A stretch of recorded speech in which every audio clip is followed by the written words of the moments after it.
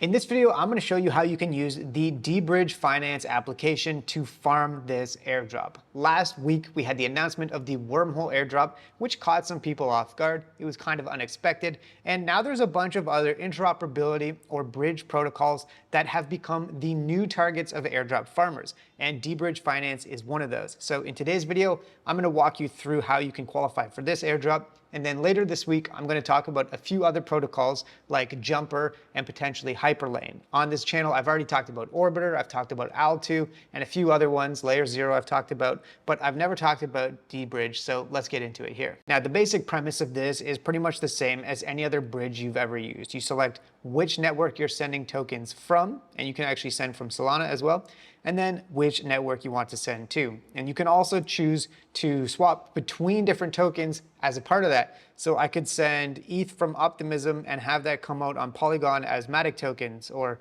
whatever different combinations you want to do. Now, one thing I'll say is that a cost-efficient way to do this right now is to route a lot of transactions through the Optimism network because they currently have fee rebates on for swaps to and from Optimism. Now, I think transfers from Base, Polygon, maybe Binance Smart Chain are going to be some of the cheaper ones. Linea, Solana, Ethereum mainnet, of course, that's going to be more expensive. Arbitrum usually is actually a little bit more expensive as well. So I've got a bunch of wrapped ETH on Polygon. So let's go ahead and bridge it to Optimism. But instead of having it come out the other end as ETH, I'm going to swap it into OP or Optimism tokens at the same time. So I'll select the amount. I'm just going to send the maximum that I can, which is all of this ETH on Polygon. And then it will tell me how much I'm going to get on the other end. So I'm sending $151.43 worth of ETH, and I'm getting a cost rebate because of this special program on for Optimism. And then on the other end, I'm getting $151.08 worth of OP tokens. So the slippage here is pretty reasonable, and this is not really an expensive transaction. So let's go ahead and approve this, open it up in the wallet, switch the network, and I'm going to approve the token for this time only. So now that the token is approved, I can go ahead and actually make this swap. So let's confirm the transaction in the wallet. And you can see the total cost for this is 1 cent in gas fees on the Polygon network, and then they charge 0.5 Matic. But there's going to be a cost rebate of OP tokens in 2 weeks, I think. So let's go ahead and confirm this transaction.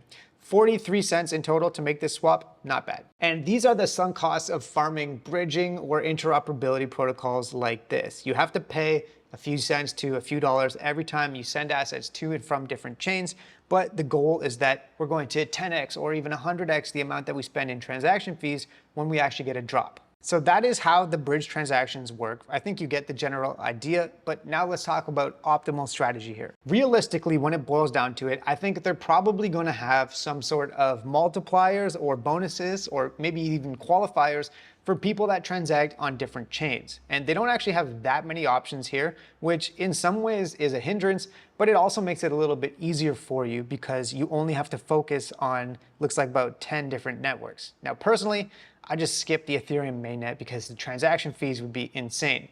But for all of these different L2s and Solana as well, if you're willing to take that extra hurdle, these are reasonable targets. And so what I would recommend is trying to bridge at least once between each different network. The more that you can hit, the better. And if you hit like 5 out of 10, that's better than just 2 out of 10.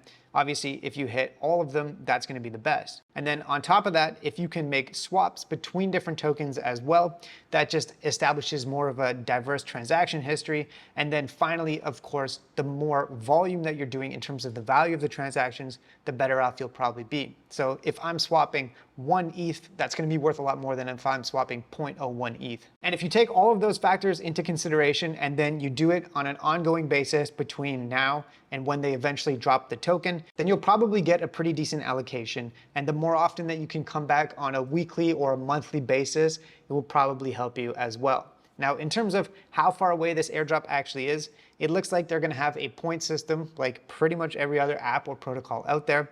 They are not yet launched though. And so this makes deBridge Finance a decent airdrop target because you still have a chance. It's not actually that close to the airdrop that you might think that the snapshot has already been taken. For example, because they haven't even launched their point system yet. And so now that we've moved on from Wormhole, I don't really recommend using that protocol unless you actually like it. But deBridge Finance and some of the other ones that I'll talk about later this week are now the new focus, like Jumper. That is one of my favorite ones for sure. So yeah, hopefully you found this little tutorial helpful, and let's keep farming these airdrops because I have a feeling that the next 4 to 6 months are going to be insane. This is really the time to make it.